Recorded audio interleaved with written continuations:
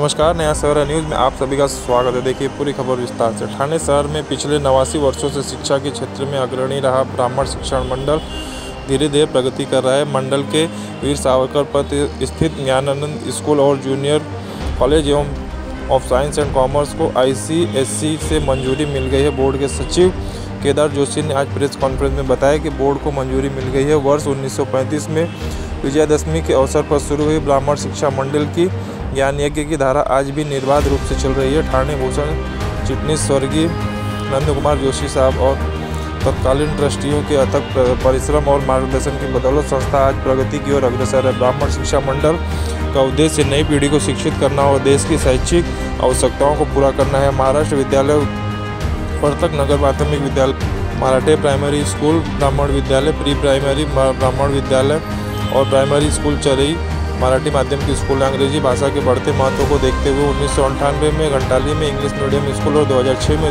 Junior college की स्थापना की गई। 2019 में ICSE CISCE board Gyanananda school और junior college of science and commerce विद्यालय की स्थापना वीर सावरकर पथ ठाणे में की गई। इस स्कूल में ICSE केदार जोशी ने बताया कि बोर्ड की मंजूरी मिल गई है और नए शैक्षणिक वर्ष में जूनियर KG से कक्षा 9वीं तक कक्षाएं शुरू हो रही है।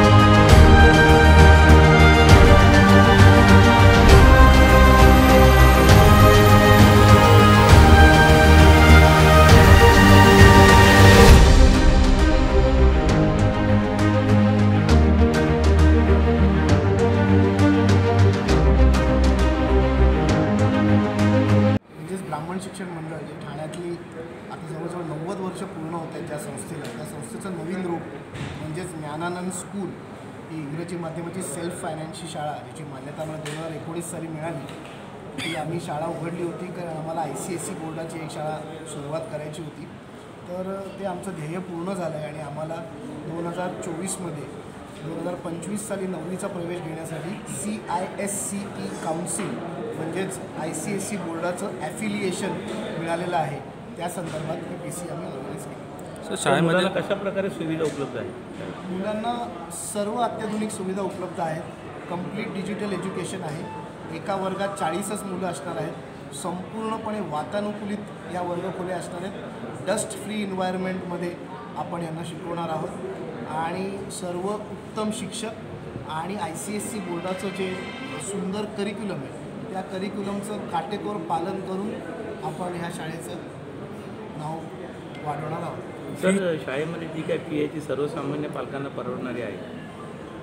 शाळेमध्ये जी फी ठेवण्यात आलेली आहे त्याच्यामध्ये अनेक गोष्टीचे इन्क्लुजन्स केलेले आहेत, त्यामुळे पालकांना अवांतर खर्च कमी करणारी ही फी असणार आहे। त्यामुळे आणि शाळेतनं घरी गेल्यानंतर पालकांना परत एकदा त्यांना ॲबॅकस क्लासला घेऊन जा, कराटे क्लासला घेऊन जा, स्पोर्ट्सला घेऊन जा, ह्या सगळ्या गोष्टी शाळेतच कशा त्यांच्या करून घेता येतील की जेणेकरून मुलांना एकदा पालकांनी शाळेत सोडलं आणि घरी नेल्यानंतर मुलांना स्वतःवरती लक्ष केंद्रित करण्यासाठी सुद्धा स्कोप मिळणार आहे. आणि ह्या सगळ्या गोष्टी शाळेतच झाल्यामुळे त्यांना अवांतर खर्च पण वाचणार आहे. त्यामुळे ते एकूण एक जर आपण विचार केला तर विद्यार्थ्यांना आणि पालकांना खूप त्रास होईल आणि अशी ही फी नसणार आहे आणि परवडणारीच फी असणार. पालकांना काय आव्हान करतात? पालकांना हे आव्हान करेन की तुमच्या घराच्या जवळची शाळा निवडा, मुलांचं कमीत कमी वेळ ट्रॅव्हलमध्ये जाईल ह्याचा विचार करा. मुलगा घरातनं बाहेर पडल्यावरती 20 ते 25 मिनटात जास्तीत जास्त शाळेत पोचला पाहिजे आणि शाळेतनं बाहेर पडल्यावरती 20 मिनटात घरी पोचला पाहिजे. आणि आपलं अजून एक गोष्ट इथे महत्त्वाची आहे की इथे आपल्या जे धार्मिक कर्मकांड असतं, जसं आपण इथे गणपती फेस्टिवल साजरे करतो, आपण एकादशीची मोठी फेरी काढतो, त्यामुळे जरी ICSE शाळा असली तरी आपले जे धार्मिक कर्मकांडांशी जोडून घेणारे हे ब्राह्मण शिक्षण मंडळ आहे, त्यामुळे त्या सगळ्या गोष्टीसुद्धा इथे शिकवल्या जाणार आहेत. त्यामुळे ICSE बोर्ड हे फॅड असलं असं समजून न चालता इथे कर्मकांड, धर्मकांड आणि सगळ्या गोष्टीसुद्धा शिकवल्या जातील. गीतेचा इथे संपूर्ण अभ्यास तुम्हाला शाळेत मिळेल, कारण ब्राह्मण शिक्षण मंडळ ही गीता ही स्पर्धासाठी ओळखली जाणारी शाळा आहे. त्यामुळे इकडनं पास होणाऱ्या प्रत्येक व्यक्तीला कराटे पण येईल, गीता पण येईल, इंग्रजी पण येईल आणि छान मराठी पण बोलता येईल.